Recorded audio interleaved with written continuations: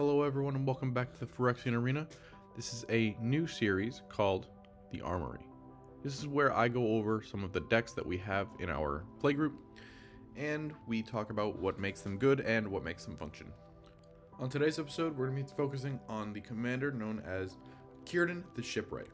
This is a politics-themed deck that cares about big mana and huge permanents. Cirdan is a 5-mana 3/4 with Vigilance that has the ability Secret Council. This ability says that each time this creature enters the battlefield or attacks, each player votes for someone. For each player that received a vote, they draw a card for each vote they received. For each player that didn't receive a vote, they can put a permanent from their hand onto the battlefield for free. This doesn't count as casting, but if a permanent has an enter the battlefield effect, this will trigger.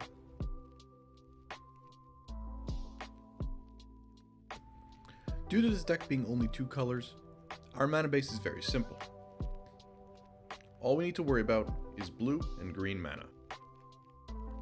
Luckily for us, Cirdan himself comes in a pre-constructed deck known as Elven Council. This is available in the Lord of the Rings Universes Beyond Commander Precon list. Luckily for us, the pre-constructed deck that I'm speaking about comes with a very good mana base. There's a couple things that I would change and replace, which is specifically all the lands that enter the battlefield tapped, as well as cards like Only Sandbar and Tranquil Thicket. To replace those cards, I recommend utility lands. These include things like Rogue's Passage, the Grey Havens, Reliquary Tower, and Alchemist's Refuge.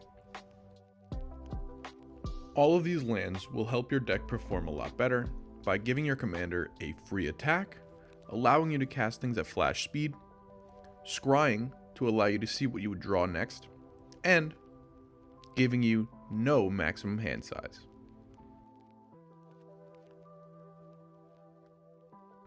As is customary with all commander decks, it's important to get your mana out as fast as possible. In this case especially because Cirdan costs a whopping 5 mana, and unfortunately, the deck doesn't do much without Cirdan on the battlefield. But let's make this more fun, while also allowing us to get as much mana as possible. Keeping with the voting theme, let's put the card Tempt with Discovery in this deck. This will both include the other players in your game plan, as well as ramp you incredibly.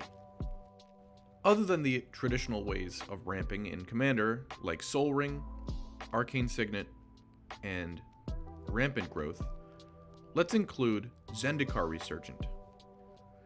In a deck like this that cares about putting permanents onto the battlefield, Zendikar Resurgent is amazing because it's a permanent, and it doubles all of your mana, which means that you can cast really big spells, which is what this deck wants to do.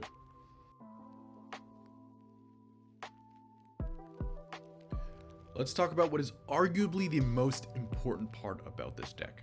Card advantage.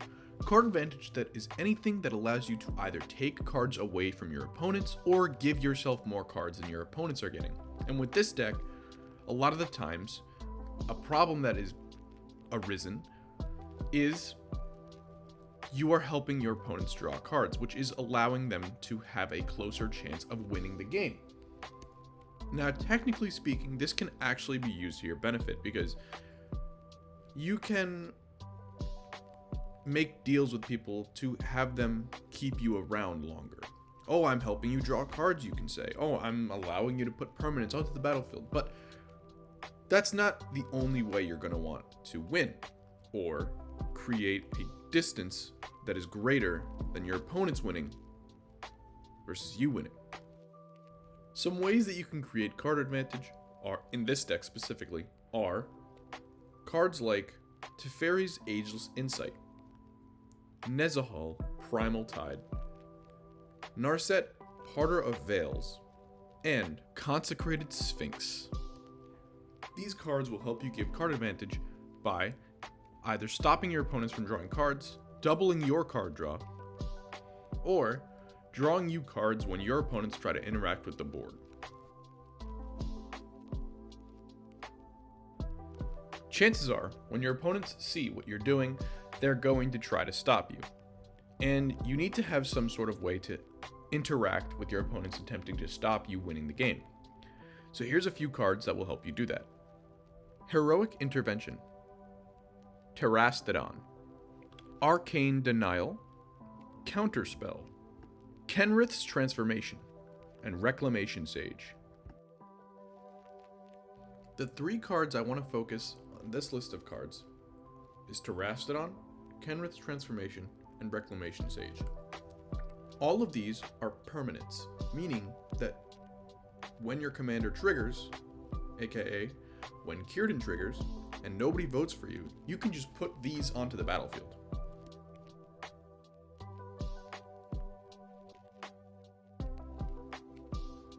Utility is simply anything that will help your commander trigger without putting it in harm's way. Obviously, Cirdan triggers when he enters the battlefield or when he attacks. The issue is when he attacks, he's liable to get blocked or killed in response. So how can we avoid that?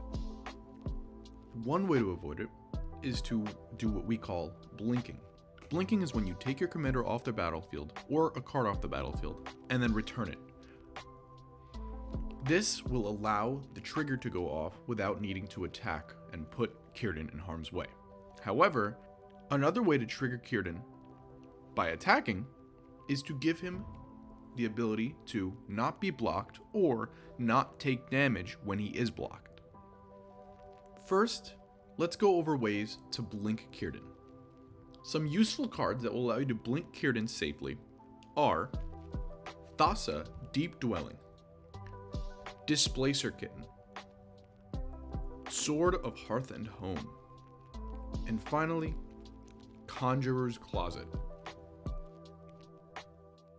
Now let's talk about protecting Cirdan when he's in battle. There's a few ways to do this. One is by making him unblockable. The other is by taking away the ability of him taking damage.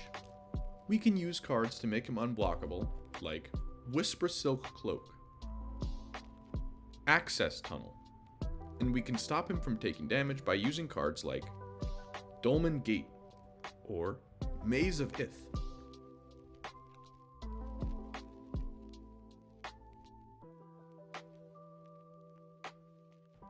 Obviously, we can't go the entire game just creating value pieces. We need to have some sort of game ender or win condition, and this deck luckily has a lot of those.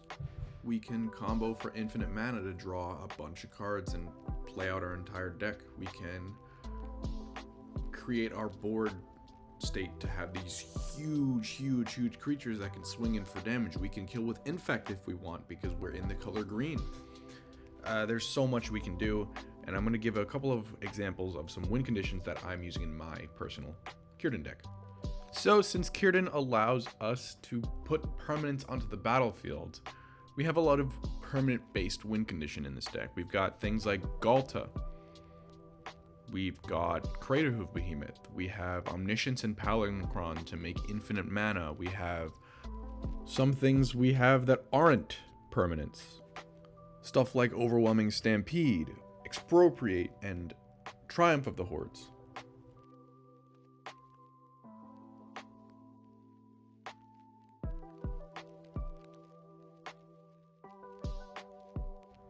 In full, Cirdan is an absolutely powerful group hug type commander that cares about politics and allowing everyone to have an extremely fun game. I first built this deck when I saw the leaks for Lord of the Rings before the card even came out. I was super excited to see this card, and I didn't show my exact deck tech because I feel it's more important for people to create their own things. I will, however, link my exact Cirdan deck in the description. I hope you guys enjoyed. Thank you for watching.